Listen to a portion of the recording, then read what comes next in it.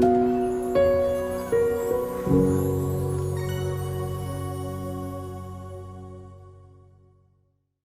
morning. We are talking today about early intervention in the pre-K process.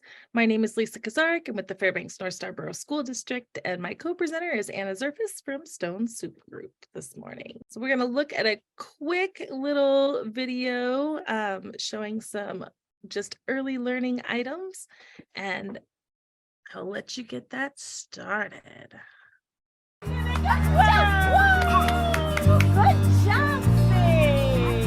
The Early Intervention Infant Learning Program is for children from birth until a child's third birthday. Around your child's second birthday, your provider will begin to talk to you about transition from the infant learning program to other programs appropriate for your child.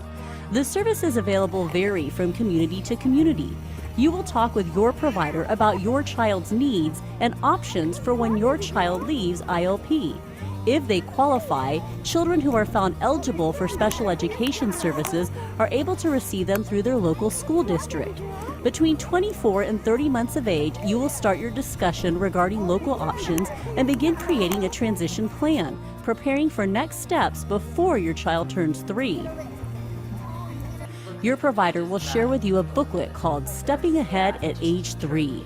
The booklet has details and resources about every step of the process. I urge you to refer to this booklet throughout the next few months.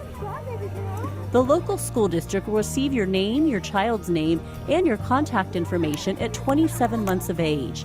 This notification is to let the school district know a child may be eligible for services when they turn 3 years old. The notification is to help the school district prepare for your child. You have the right to opt out of having any information shared with the Department of Education. If you choose to exercise this right, your provider will ask you to sign an opt-out form. Some of the activities that may take place between 24 and 30 months include learning about and visiting potential settings, sharing paperwork with the receiving program, and scheduling the transition conference to include you, the receiving program, and your ILP providers. Some of these timelines can be flexible to meet your family's needs. For a smooth transition from one program to the next to happen, we start this process early to allow for families and agencies to be fully prepared. Prior to your child turning 33 months old, a transition conference will take place. The purpose of the conference is to write down the specific steps that need to happen for the move from the infant learning program to the next program, which in many cases is a local school district. In addition to parents and your ILP provider, receiving program providers are invited to attend. The meeting is a great opportunity for parents to introduce their child, ask questions about the program, and share reports and information. The transition process is important. As a parent, you make the decision about your child.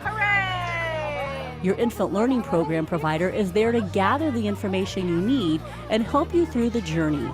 You and your provider will work together to make this transition as smooth as possible. Okay. So some of the resources that we are about to discuss can be found in Stepping Ahead at Age 3. It's a wonderful guide and something we highly recommend that you check out. It goes in depth about the process so parents know the steps and their rights along the way. One thing many parents do not know is that this process and the interventions are free to families. They are funded through state and federal grants to help young children get a good start in their education.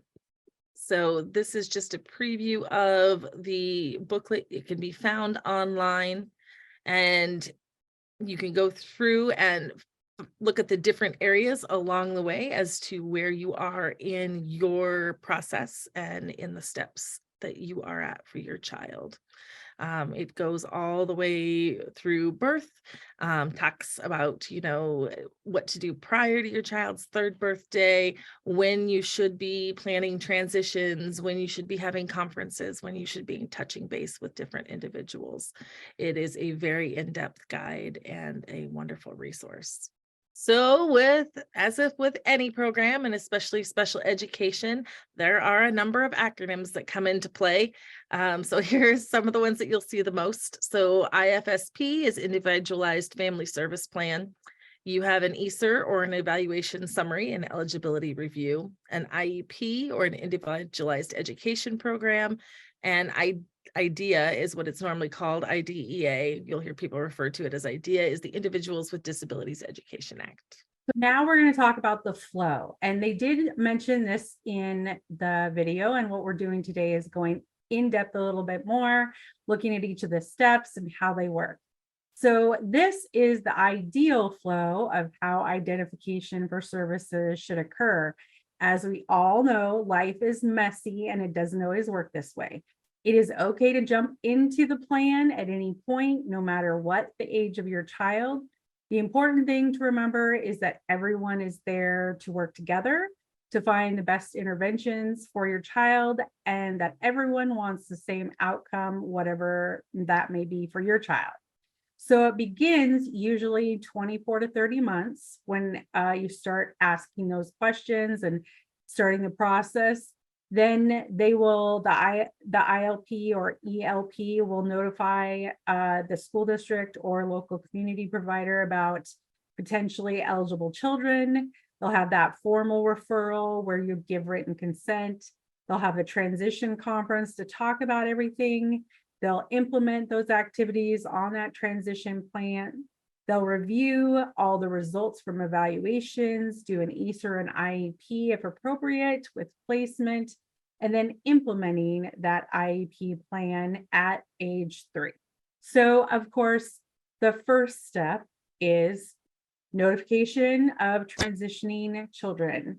The infant learning program notifies the school district of potential eligible children. Parent consent is needed if identifying information is provided. This usually happens around 27 months. And so the infant learning program notifies them. And it really is important to remember that no testing or evaluations can occur without that written consent. If you have not signed the document, the school district will not evaluate your child.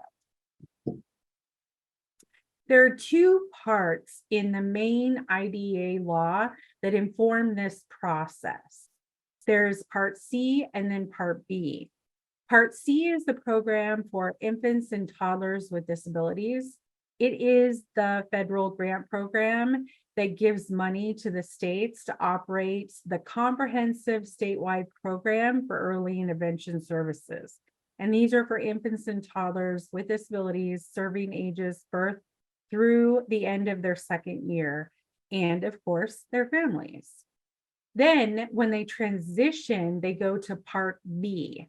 This is the part of IDEA that covers all kids within special education.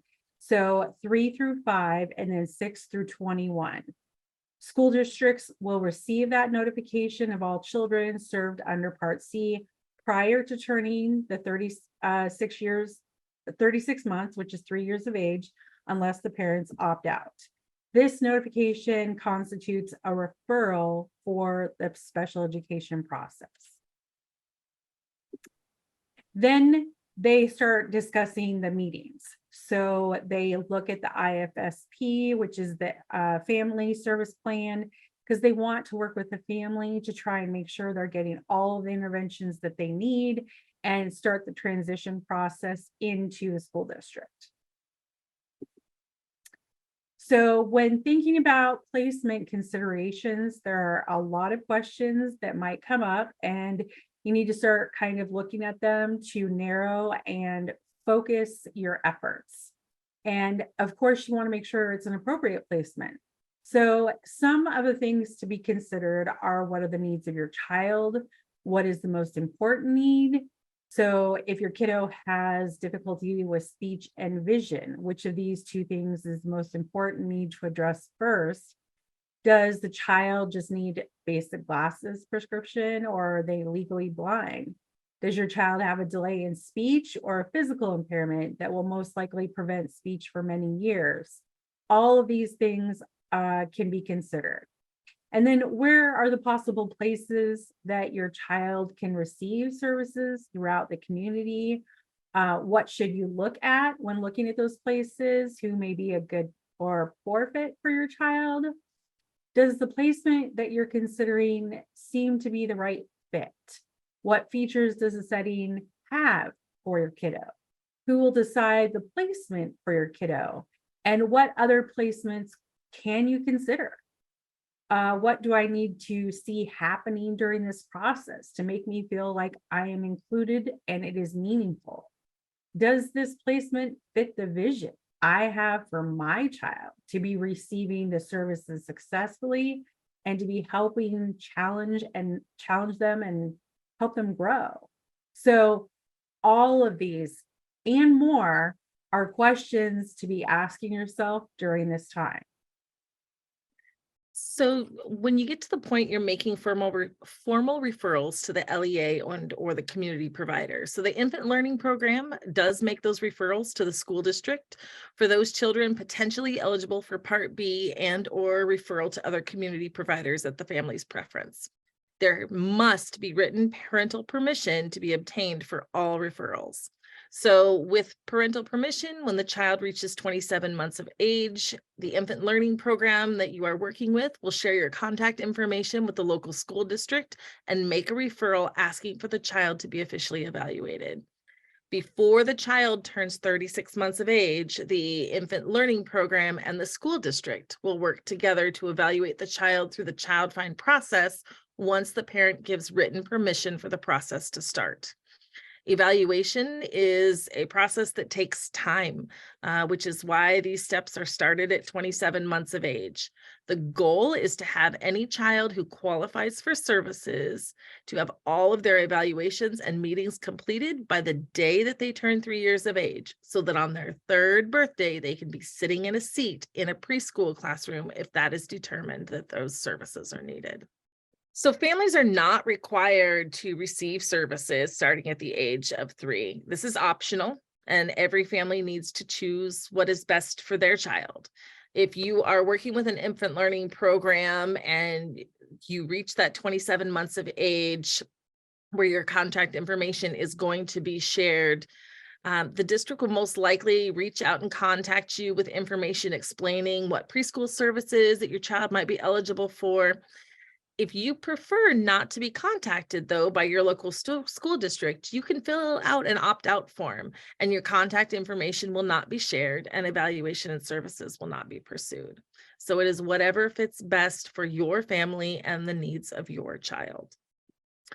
So the infant learning program coordinates and schedules a meeting with the approval of the family and in conjunction with the appropriate school district or community providers. And a local school district representative is required to attend the meeting if the child's potentially eligible for Part B services. In the Fairbanks School District, we take this very seriously, and we have a representative at all meetings just to make sure that something doesn't come up in a meeting and we learn more information that potentially would make a child eligible when they had not been. It is our goal to make sure that we service every child to the best of our abilities. So this is an example of a transition meeting conference announcement and what it might include. It gives information on the purpose of the meeting, who will attend. It helps track who might be valuable members of the team to be included in any meetings held, or if a parent has question. This meeting comes before an ESER and an IEP meeting, but you can see the goal is to start gathering that team and making sure that all information is considered during the process. So the infant learning program staff work with family and others to achieve the transition activities determined at the transition conference. So the school district completes necessary evaluations to determine eligibility. So the school district's responsible for reviewing existing data on the child, including information provided by parents and the early intervention service providers.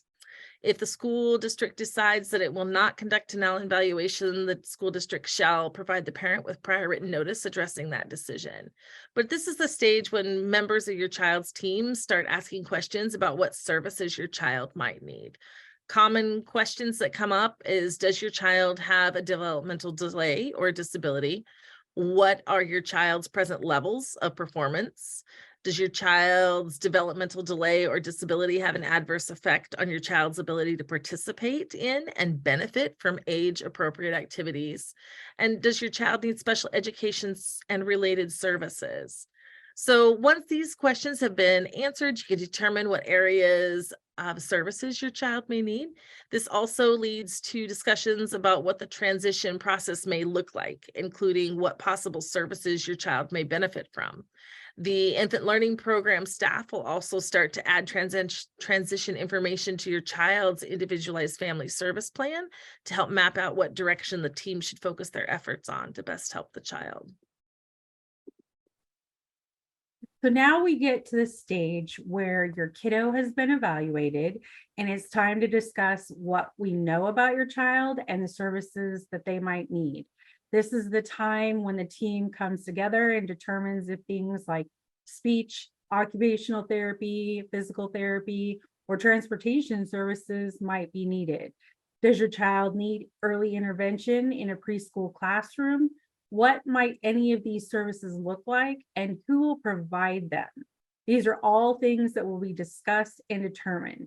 You should leave this meeting with a solid plan for your child and have the resources to start interventions and services if they are required when the child turns 3 years old. So if your child is determined to be eligible for a special education preschool within your district, they will do their best to place a child at the closest school to your neighborhood, but keep in mind that in smaller areas, especially in rural Alaska, there may only be 1 or 2 sped pre-K classrooms, so they will be provided transportation to the site they have been placed at. Some activities that can help get your child ready are helping your child be excited about going to the new school. Talk often about how much fun it'll be to go to the big school. Put your child in some situations where they cannot do the expected task and learn how to ask for help. Teach your child to recognize his or her own name and basic colors. Let your child help you with some of those basic chores that you do, like laundry, setting the table, cooking, baking, putting away groceries and other things, organizing and cleaning their room.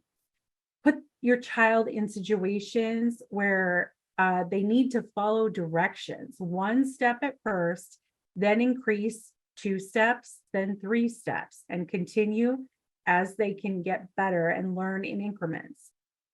Put your child in situations where they need where they have to sit for a little while, okay? Even if it's just for 2 minutes, read a book. Help your child learn self-care skills such as putting away toys, hand washing, independent toileting, buttoning, zipping, and chew time. Then there are other early learning activities that can be done between the ages of 36 months and 60 months, which is that 3 to 5 range. They can be done anytime, even earlier sometimes, depending on the kiddo. And so the state of Alaska is really cool. They actually put out they have a website that actually outlines steps where you can actually go and see. Let's see, I'm going to go here. So this is Best Beginnings. It's kind of the early childhood investment by the state of Alaska. And so they have all of these activities. And what I did for our slide deck is I just pulled one out for each age, for each section. So, but they have a lot under each one. So they have several. So, and then each activity also you can click in and it'll either tell you or show you how to do the activity. So we have physical well-being, health, and movement skills. Can you see this slide? Just making sure. Social and emotional development, So mad face, scary face, my hands can say approaches to learning. And they do sometimes have videos on how to do some of these things, which can be very helpful. Thinking abilities and general knowledge, and then communication, language, and literacy. So they have these 5 sections for each breakdown: 36 to 42 months, 42 to 48 months, 48 to 54 months, and then 54 to 60 months. And within each one of the sections are different activities that are appropriate for that stage. These can be really helpful, even in kiddos who are a little bit older, to confirm and validate and reinforce some of those skills. So thank you so much for coming to our very last Parent Learning Hour class for the 2022-2023 school year. We will be back in the fall, and you will be receiving a survey in the coming weeks to talk about ideas for next topics, times, and different things that maybe we can do to make our parent learning hours even better. As usual, we do have one more page of resources. We hope you enjoyed the class and learned something new.